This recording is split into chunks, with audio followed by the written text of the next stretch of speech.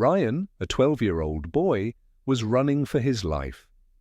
The last bell had just rung, signaling the end of school, but for Ryan it meant the beginning of another dreaded chase. He could hear the sound of footsteps behind him, the mocking laughter of Jackson and his crew growing louder as they pursued him down the street. He didn't need to look back to know they were close. This wasn't the first time he had been tormented. From his clothes to his shoes to even the smallest thing he did, Jackson found a reason to make Ryan's life miserable. Today it had been a cruel remark about his mum. Ryan had tried to ignore them, as he always did, but the bullies weren't letting up. The usual route home was blocked, and he had to take a shortcut through unfamiliar streets. The sun was setting, casting long shadows as his breath became ragged from running, his legs burning with the effort. A rusted chain-link fence appeared in his path, and as he tried to climb over it, Jackson's hand yanked at his leg, pulling him back. The fabric of his pants ripped as he fell, landing hard on the pavement. Pain shot through his body, but he didn't stop. He had to get away. After crawling through an alley and over a broken fence, he found himself on a quiet residential street. For the first time that day, there was no laughter, no taunts.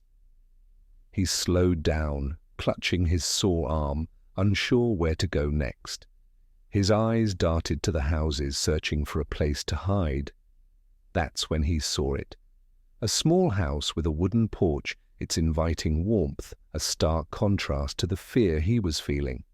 Without thinking, Ryan approached the door, hoping for a refuge, knowing that Jackson wasn't far behind. Ryan hesitated for only a moment before knocking on the door. His heart pounded in his chest, each beat echoing in the silence around him. He was afraid that the person who answered would turn him away, telling him to leave, sending him right back to Jackson and his gang. But then the door creaked open, and there, standing before him, was a figure he hadn't expected. The man who answered was older, his broad shoulders and firm stance giving him an air of strength. His face, though weathered with age, had a quiet intensity, the kind that came with years of wisdom and experience. But it was his eyes that caught Ryan off guard. They weren't just watching him, they were measuring him, as though he was being judged. Ryan stammered, unable to find his voice. The words he had been rehearsing in his head didn't come out. "I just need a place to hide, please," Ryan finally managed to say, his voice barely above a whisper. The man didn't respond immediately. He simply stared at Ryan, his gaze unwavering. A tense silence stretched between them, thick with unspoken words. And then, just when Ryan thought he might be sent away, the man made a slow movement toward the doorframe and stepped aside. "Come in," he said, his voice low but firm. Ryan hesitated for a second, unsure of what was happening. But then he stepped inside, the door closing softly behind him. The man didn't offer any questions or explanations. He just silently led Ryan into the living room, where the scent of coffee and old books filled the air. As Ryan settled into a worn-out chair, his mind raced. This wasn't just any stranger's house. There was something familiar about the man, something he couldn't quite place. He felt like he had walked into a scene from a movie, but this wasn't a film. This was real life. The silence in the room was deafening. Ryan could hear the faint tick of a clock in the corner and the distant hum of the refrigerator. It felt like a dream, yet the reality of it was far more surreal. He had come here running from bullies, scared out of his mind, but now he sat in Clint Eastwood's living room. Clint didn't say anything at first. He merely watched Ryan for a long moment before finally speaking in his gravelly voice. "Who are you running from, kid?" The question was direct, almost too much for Ryan to process. It wasn't the usual, "What are you doing here?" or "Where are your parents?"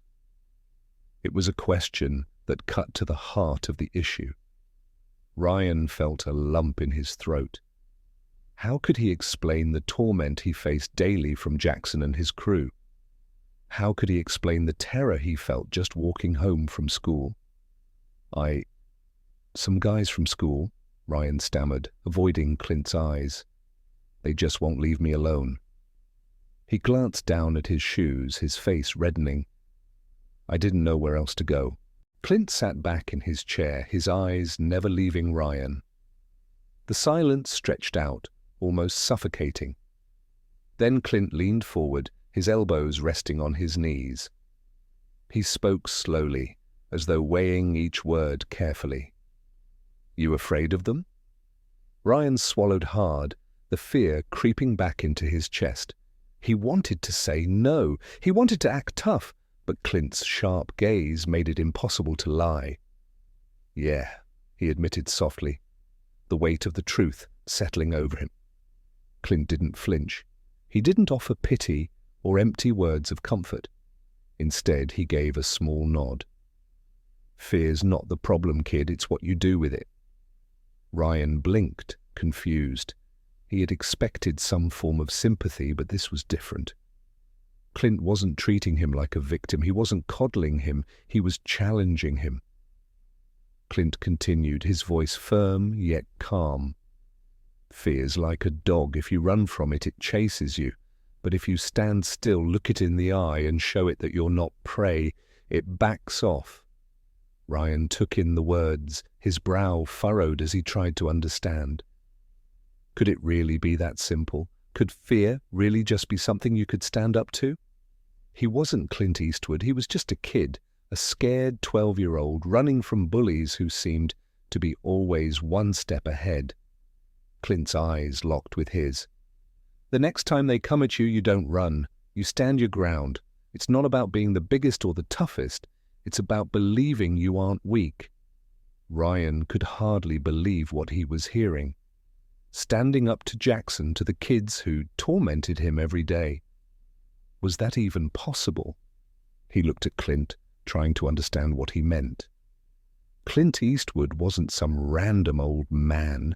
He was Clint Eastwood, an icon, a symbol of toughness. Could a kid like him really pull off what Clint was saying?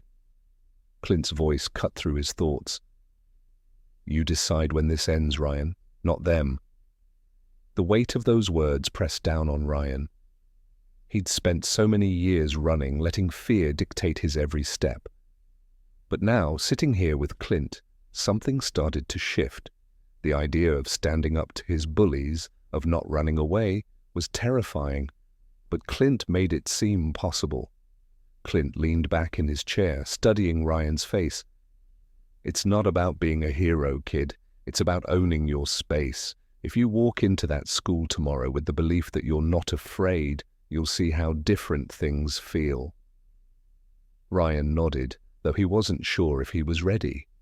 The thought of facing Jackson, of looking him in the eye without flinching, felt almost impossible.